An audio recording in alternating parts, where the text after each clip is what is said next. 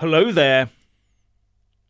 Macron is teaming up with the hard left as the French establishment desperately does whatever it takes to derail Le Pen. The so-called centrist parties in France have now shown their true colours. Those that support President Macron's position are rushing in their panic to get together with the hard left of French politics in order to stop Marine Le Pen's national rally getting an outright majority. And on top of that, we've seen the left wing in France immediately resort to violent rioting in order to make their point. The point that it's either a left-wing government or destructive violence. And we are perpetually bombarded with the left-wing propaganda that somehow it's the far right that's the problem. So I'll ask the obvious question. Are those that always warning us about the far right really telling me that when we wake up on Friday morning in the UK to see a potential wipeout of the Tories and a Labour Party with a supermajority, are they really saying that the UK will descend immediately into a weekend of far right-wing violence? No, there is nothing out there to indicate any such thing. Nothing. In fact, I would argue that we are far more likely to see an emboldened hard left celebrating in places like London and targeting right-wing politicians on their way out of power, giving them a helping hand, as it were, kicking them while they're down. That is a much more likely scenario, don't you think? Now, at least 200 left-wing candidates in France have pulled out of the general election's second round so as to encourage the people to vote for just one left-wing candidate in their area, preferably one of Macron's cronies. But having witnessed the post-election first-round violence, I'm wondering if the French voter is going to smell the stench of a stitch-up and vote for the national rally anyway, just to spite Macron. But the good news is that Macron is said to be extremely worried and dejected. Oh, bless. And he is reported to have said,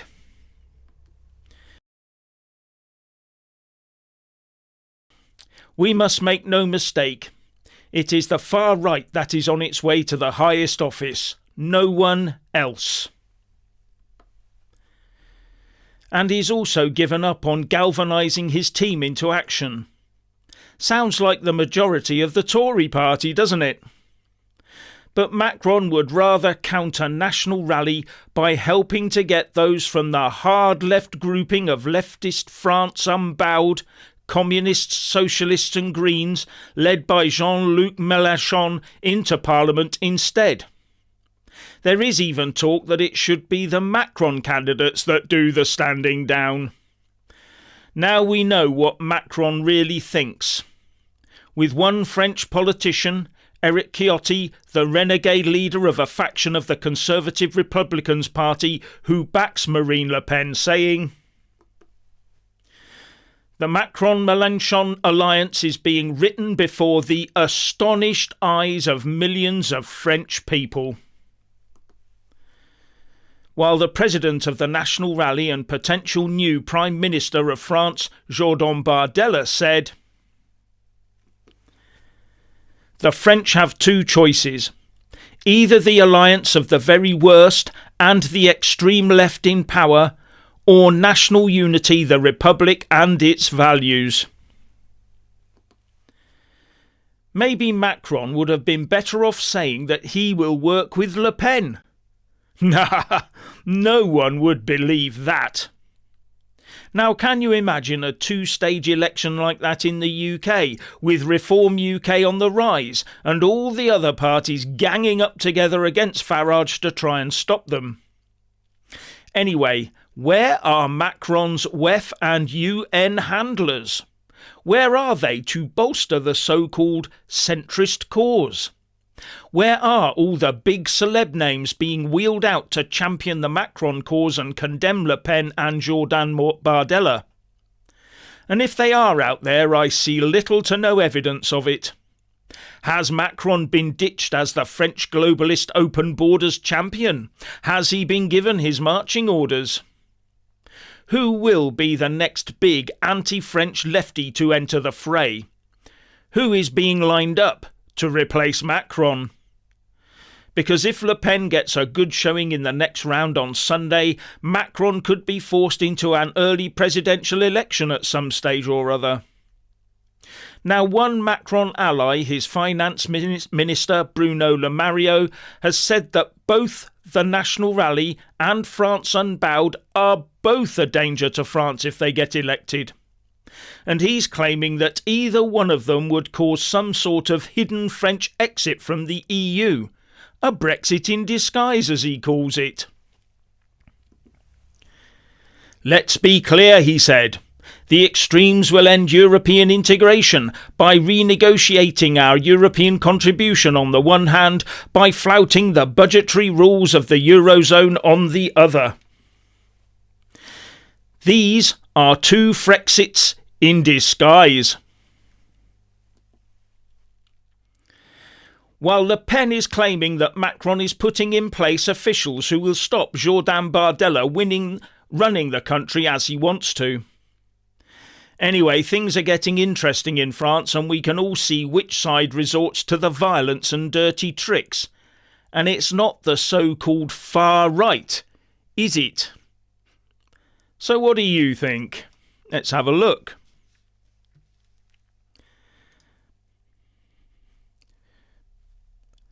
Block Mikey B. I'm not sure what that's about. I clicked on that accidentally. And block all narcissists. Well, yeah, okay. Now this comes from Mikey B.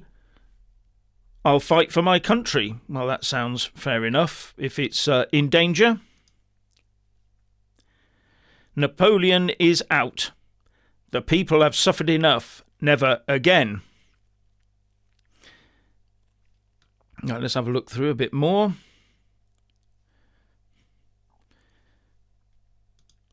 Oh.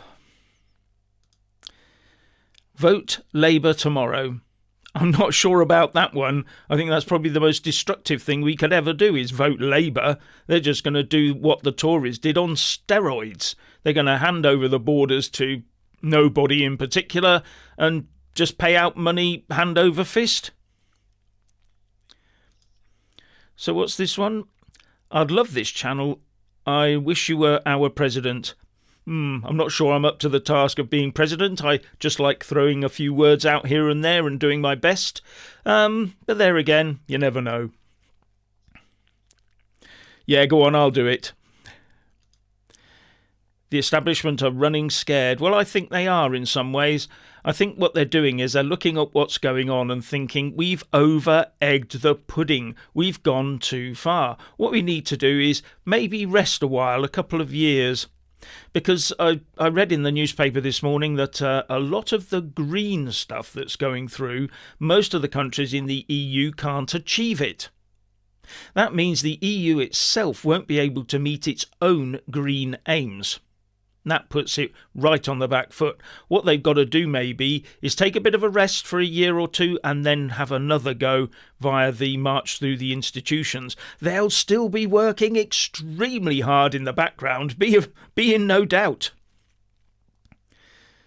Yeah. Will it be rigged? Well, that could apply to just about any election.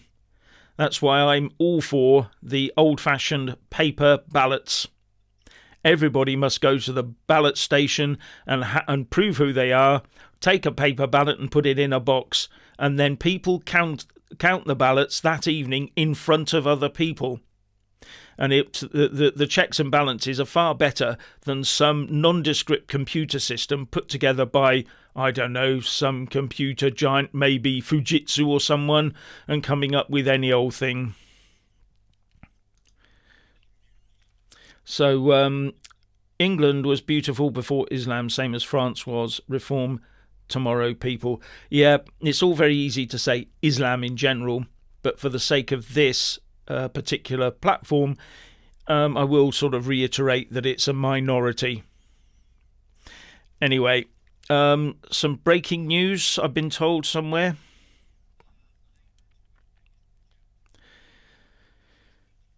Yeah, it looks like Labour is going to get the best result for itself since any party since the year 1832. According to the polls, it's going to be massive.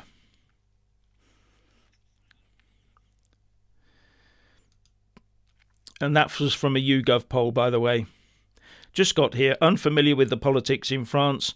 Why are there rounds? Well, that's just the way they set them up, I suppose. That's the way the French system works. They have a first round where all the politicians stand, and then the top, if you don't get a 50% or more vote, so if you don't get more than 50%, then it goes to a second round. So you have to be an outright winner in a constituency in the first round, or it goes to a second round. Now, in the second round, though, unlike in the UK, people can drop out. People can drop out and there can be dirty deals done in the background. In fact, in the UK, as we've seen many times, no candidate can drop out of an election once they have been accepted onto the ballot paper by the returning officer. That's it. You can't go back. Once your chance to retract has gone, that's it. So even if you were to do something absolutely outrageous or absolutely criminal, you are still on that ballot paper on voting day. But in France, on the second round, you can pull out beforehand to do dirty deals with other people. Maybe that's the thing that should stop. Maybe they should all stay on the ballot paper.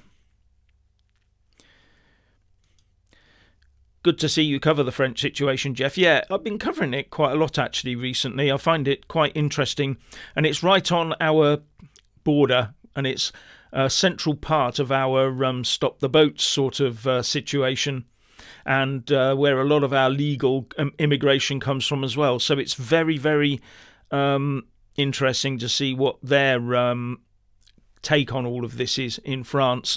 And if they do as I think in the EU and start cracking down on some of this immigration, and we don't join in with their plans, then it might benefit us quite a lot, because they're talking about limiting people moving around the EU and as asylum seekers. So that could be interesting.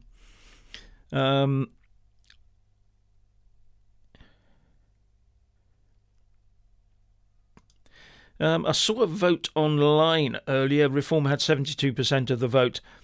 Yeah, I've been warning people about this sort of thing. Not warning against Reform winning or whatever, but warning against looking at certain polls. Some polls are generated within an internet bubble, and some are generated within a mainstream media bubble. And that's the issue. I don't think the two, if you married the two together, you might get a better indication of where we were in reality. So if you took polls run by The Guardian, polls run by The Telegraph, Independent, Times and YouGov and various online institutions and melded them all together, you might get a better interpretation of where we're going. But I'm not so sure. It's very difficult. So, yeah. Labour and the Tories are one and the same. Voting for them is a vote for the EU unelected bureaucrats and mass migration. And net zero. Don't forget net zero. Both Labour and the Conservatives, as well as the Greens, the Lib Dems and the SNP, are wedded, completely wedded to net zero. I don't know why, but they just are. And they'll keep going down that route. The only difference between them is that the Tories would go 5 years slower, and the Lib Dems and the Greens will probably go 5 years earlier, and the rest will be in between. But be in no doubt, net zero cars, net zero flights, it's all going to happen unless we stop it, unless we vote for people to actually stop it. Right. Where are we? Now, this is quite an interesting one. Use a pen on your ballot paper. Now, I did a lot of looking into this, and it's very interesting. Well, for some of us it is. The reason that they use, they put pencils in the ballot box so that you can put your cross there, actually is a way of preserving your vote, because if the ballot box gets wet, all the ink soaks through into other ballots and could negate your ballot. So originally, when it all started, as long as you put a good firm pencil mark there, it won't run into the next ballot paper. And I sort of thought about it, and I thought, well, actually, that's quite a sort of legitimate sort of idea. I cannot believe, in my time having watched ballot counting, that they could have enough time between the ballot station shutting at 10 and all the ballot boxes arriving where I am, where I was ready for the count, within 20 minutes, half an hour, that anything could have happened in between. It's the travelling distance. Now, personally, I would much rather every single station where you go to vote, I would much rather, as soon as 10 o'clock came, you had people there counting the ballots directly in there, so the box has gone nowhere. That would be my preferred solution.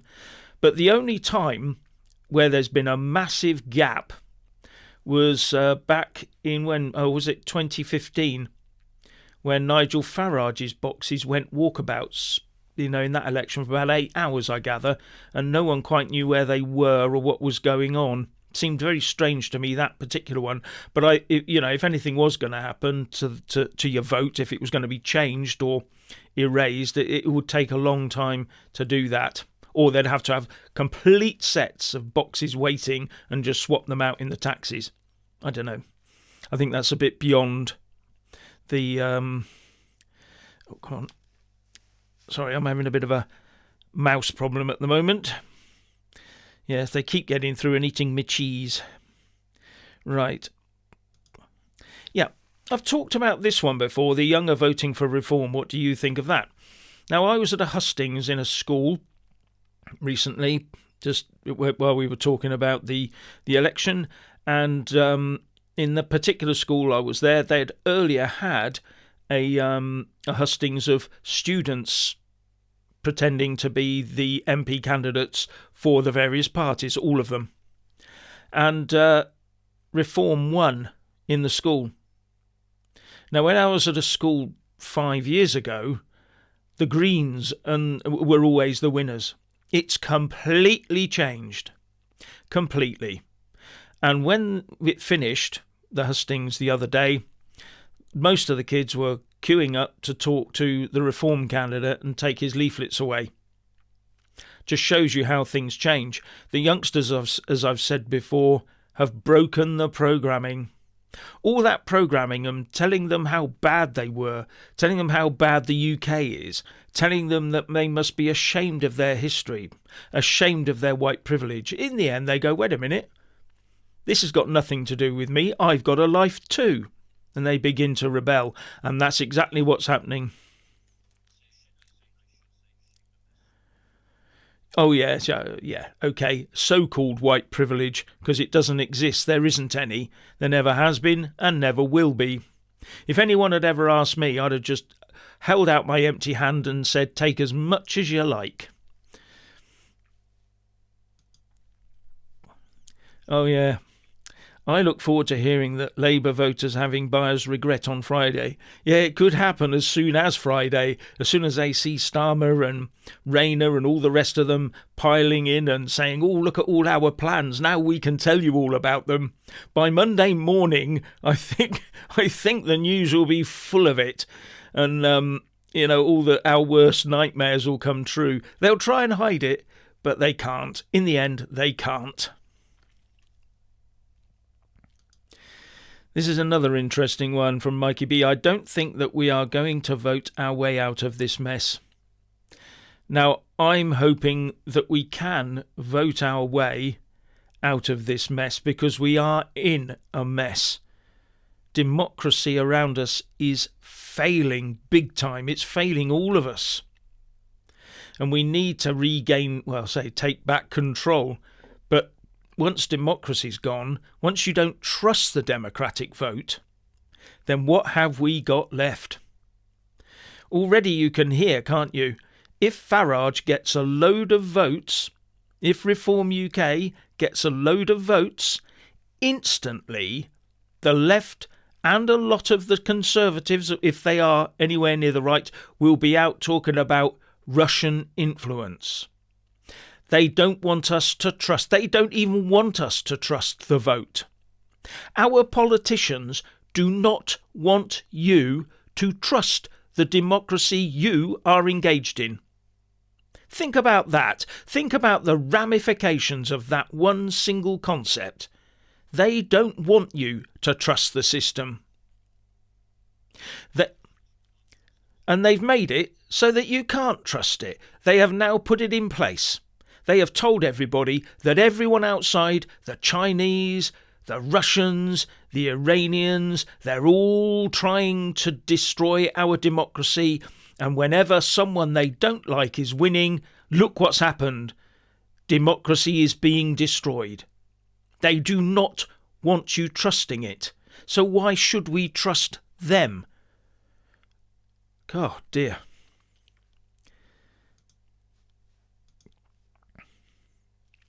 Yes, scratching together a new party is the only way to break the establishment's grip on politics. Yes, and just I don't know whether you've seen the Electoral Commission website. If you go on there, the proliferation of new political parties over the last 5 years has been astronomical. New parties emerging for local politics, English politics, Scottish politics, Northern Irish and Welsh politics, and for the UK are springing up all the time, and they usually are a product of the destruction or the semi-destruction of another party. So we're having massive fragmentation, which is why the red and the blue are always bleating on about, if you don't vote for us, you'll get something horrible. Whereas we all know that the red and blue are the horrible ones. It's how do we unite behind a concept or a person? Because so many people have tried, haven't they? We look at Lawrence Fox, for example. That started well and then sort of collapsed a bit. He's still active. Don't get away, I won't argue with that. But other parties as well. There was the Heritage Party, David Curtin's. Now, all these other parties, there's little parties out there that have a sort of a niche of their own. To break the globalist and the internationalist bonds, we've got to gel behind one very charismatic leader with one very, very strong pro-UK message. And I think you know what I mean there. If we don't do that, we're going to go for continuing fragmentation, distrust of politics, distrust of politicians, distrust of democracy, which is where they want us, distrusting our own democracy, turning in the end to a sort of, I don't know, some sort of oligarch or some dictator, because we don't know any better. We can't think of anything better. And then that's a real disturbing prospect. Canada is lost too. Yes, I'd agree with that. The only good thing about Canada was they just had Tommy Robinson over there, didn't they? And they even tried to stop him, but he made short shrift of that lot and was able to get out and go on and do his tour.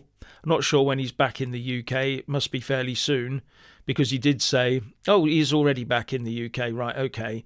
So if he's back in the UK and he hasn't been arrested on his way back in, that's good news as well. So I'm looking forward to the 27th of July. Hope to see you there. Traitorous politicians must be held accountable. Isn't it strange that politicians, and there's going to be several new politicians coming into the House of Commons who can actively work against the interests of the country, and we allow them to be elected. The one group that has been elected that never goes anywhere near Parliament because they refuse to swear the oath to the monarchy is Sinn Féin. They've got several seats but never come to Westminster. So they're never over here, never vote or anything. If anything, that sort of proves that they're standing by their principles, I suppose. But the others, they'll all swear allegiance to this, that and the other just to get into Westminster, to follow through on their own aims, whether it be in the Middle East or in Scotland, it doesn't matter. Some of them are working very hard to destroy the UK and destroy our culture. and we just let them. Do they count the number of voters at the polling station, which can be compared to the final number of the ballot papers? Yes, actually, they do that. It's called verification. The first thing they do is they open the ballot boxes and they make sure that at every ballot station, the number of ballot papers is equal to the number of ticks that are placed against names on the register. So they know that 1,000 people received a ballot paper. So if there's 1,000 pieces of paper in the ballot box or fewer, they know there's no extras. They know there's no stuffing of the ballot box. So that's gone through right at the beginning, and it's done very thoroughly and rigorously. I've watched it, and it is the most paint-drying exercise on earth when you're watching it, but it needs to be done. And then when they've done that, when they've done the verification and all the numbers add up, then they start counting. So it is quite a tight process. Does Keir Starmer remind you of Rimmer from Red Dwarf? Yeah, I think he should have a big H on his head, shouldn't he, so that he could walk around, or something else. I'm not quite sure.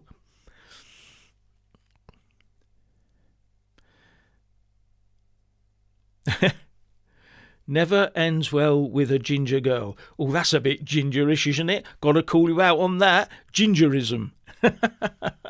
But I think I know what you're getting at there, so yeah. So happy that the young generation have not been fooled. Exactly. Isn't it great that they're coming through and they're more like their grandparents than they are their parents? That's really quite telling, actually, isn't it? Starmer sounds like Zippy of Rainbow. Yeah, I don't know about that, but probably got the same thing upstairs. What is take back control? Well, actually, take back control applies to all of us. We've had all our controls taken off of us. Everything. It's quite funny when you think of freedom of expression, isn't it? Your freedom of expression is now so welded down that you can't say a lot of things about certain things, certain demographics, certain people. You just can't say anything in case you offend someone. Going back 50 years, it would have been a completely different kettle of fish. If someone came forward right now from 50 years ago and stood in the middle of a street and said something and said what they thought, we'd probably have coronaries in the corner from some of these people, from some of the woke lefties. So yes, we do need to take back control. Yeah. So anyway, well, thanks very much for listening and watching, and it's great to see all these comments coming through, and let's see what happens tomorrow. Don't forget, I don't care who you're voting for, get out and vote, especially if you're going to vote for the right wing and keep Labour from having a massive stonking majority. That would be the worst thing for this country. So get out there and vote. Good night, everyone.